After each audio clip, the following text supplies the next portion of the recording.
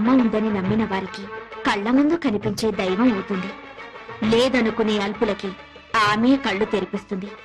నైవేద్యాన్ని ఆ అమ్మనే పిలిచి తినిపించాడు ఓ చిన్న పూజారి. ఓం శ్రీ కనకదుర్గా దేవి దత్తాత్రేయ, నేను ట్రస్టీ గారితో మాట్లాడొస్తాను. త్వరగా నైవేద్యం పెట్టేసి మేయర్ గారింటికి ప్రసాదం పట్టుకెళ్ళాలి. నేను వేద పాఠశాలకు వెళ్ళాలి, తొందరగా రండి. అవన్నీ తర్వాత, అమ్మవారికి నైవేద్యం పెట్టాకే వెళ్ళు. నేను ట్రస్టీ గారితో ప్లేట్ల కలెక్షన్ గురించి మాట్లాడి వెంటనే వచ్చేస్తాను. ఎక్కువ మంత్రాలు చదవకుండా త్వరగా కానీ పులిహోర పైన జీడిపప్పు కదలకుండా నైవేద్యం పెట్టు.